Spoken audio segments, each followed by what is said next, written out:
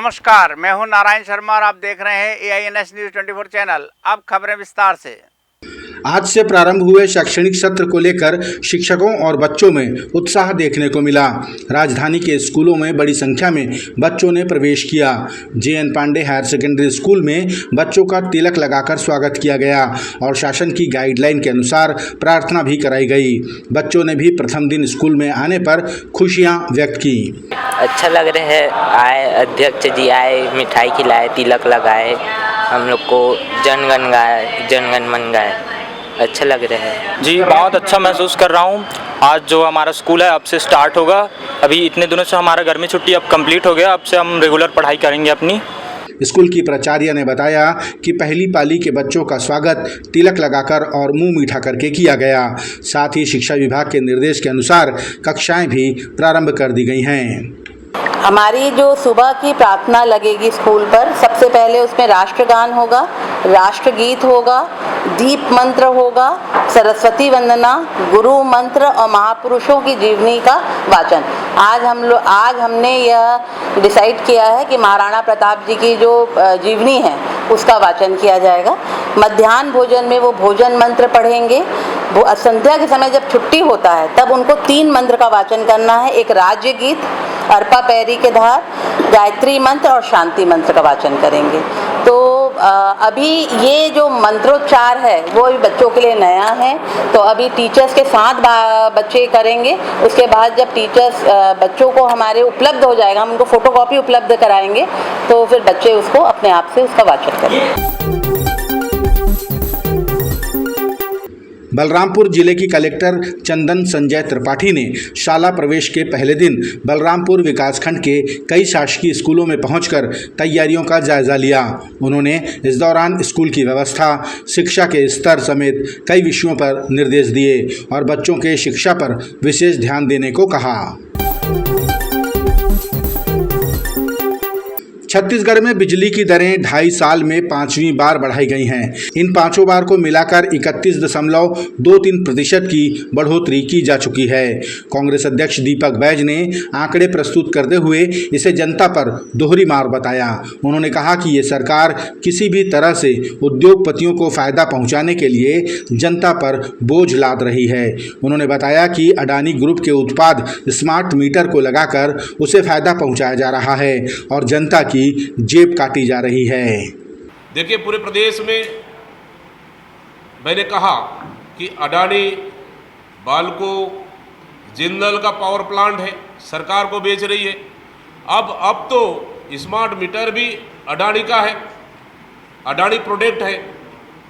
उसको पुराने जो सामान्य रूप से चल रहा था उसको आम जनता कभी भी उससे कहीं कोई दिक्कत नहीं थी, उसको निकालकर अडानी का प्रोडक्ट आप घर में लगाओगे और उससे बिजली चोरी करोगे।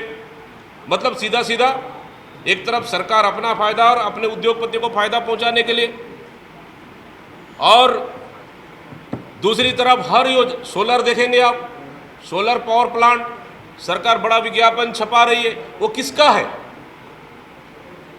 किसका है वो? फिर अडानी का है सोलर पावर प्लांट, सरकार बोल दे उसका नहीं है। क्या आप यकीन करेंगे, राजधानी रायपुर में खुल गया है शुद्धता से परिपूर्ण, कम कीमत में अनलिमिटेड भोजन के साथ शुद्ध शाकाहारी श्री नारायण थाली।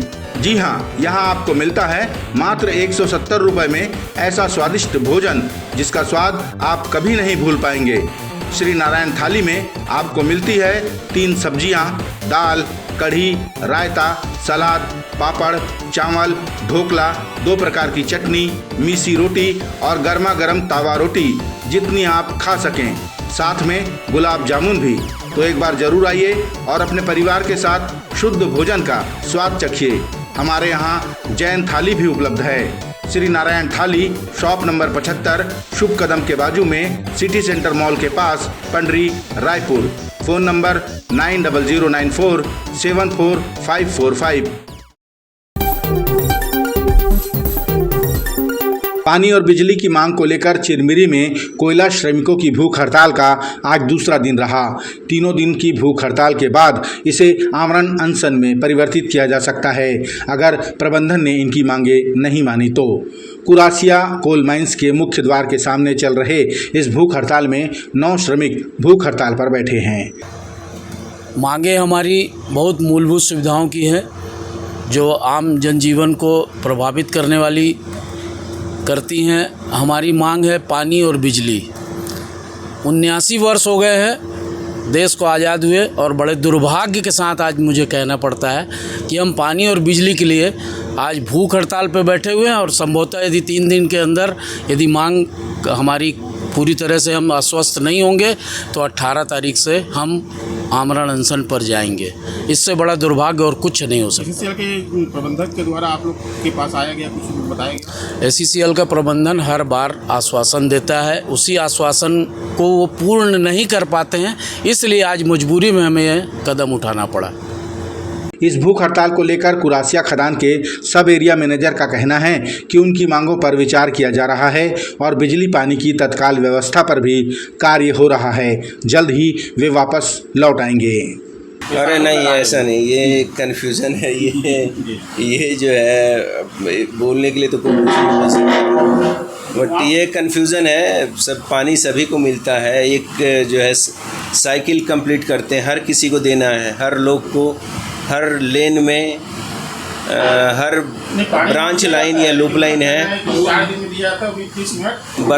बराबर सभी को बराबर मात्रा में। हमारा मेन प्रिंसिपल है कि सभी को बराबर मात्रा में पानी दिया जाए और देने का प्रयास रहता है और देते भी हैं हम लोग। ये अलग चीज़ है, मान लिया कोई लीकेज हो गया या और कुछ समस्या हो गई जिसके चलते कि पानी में हो सकता है कुछ समस्या हो।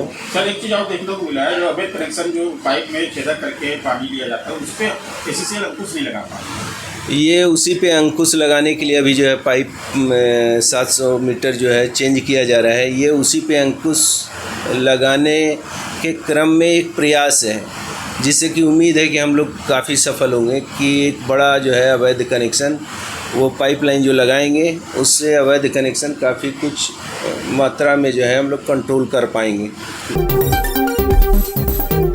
डीएमएफ घोटाले से जुड़े मामले को लेकर एक बार फिर ईडी की टीम ने छापेमारी की। इसी कड़ी में ईडी की टीम ने सरगुजा कांग्रेस के पूर्व जिला अध्यक्ष राकेश गुप्ता के ठिकानों पर दबिश दी और दस्तावेजों की जांच की। ईडी की टीम उनके ठिकाने मानसून एग्रो एजेंसी पहुंची। यहां पर कड़ी सुरक्षा के बीच अधिकारियों ने जांच पड़ताल की। कांग्रेस के वरिष्ठ नेता व पूर्व मंत्री शिव डहरिया ने कहा कि छत्तीसगढ़ की भाजपा सरकार न ही जनता के लिए है और न ही उनके नेताओं के लिए है। ये सरकार सिर्फ बड़े उद्योगपतियों के लिए है। उनको फायदा पहुंचाना ही इस सरकार का काम रह गया है। उन्होंने कहा कि आदिवासी मुख्यमंत्री होने के बावजूद वे आदिवासियों की भलाई नहीं कर पा रहे हैं। निश्चित रूप से भारतीय जनता पार्टी की सरकार में जनता तो त्रस्त है ही, भारतीय जनता पार्टी के नेतागण भी, विधायकगण भी त्रस्त हैं। तो ये भारतीय जनता पार्टी की सरकार छत्तीसगढ़ियों के लिए नहीं चल रही, छत्तीसगढ़ के लोगों के लिए नहीं चल रही। ये जो बड़े उद्योगपति हैं उसको लाभ किस तरह से पहुंचाया जाए, इसके लिए भारतीय जनता पार्टी की सरकार चल रही। इसलिए पूरे प्रदेश में हाहाकार मचा हुआ है और आदिवासी मुख्यमंत्री होने के बाद भी आदिवासियों की सुरक्षा नहीं कर पा रहे हैं, आदिवासियों की भलाई नहीं कर पा रहे हैं। तो इससे बड़ी शर्म की बात और क्या होगी। डॉक्टर सीवी रमन विश्वविद्यालय और आइसेक इंडिया ग्रुप के द्वारा आयोजित 2 दिवसीय समर्थ भारत कॉन्क्लेव के उद्घाटन सत्र में प्रदेश के राज्यपाल रमेन डेका शामिल हुए।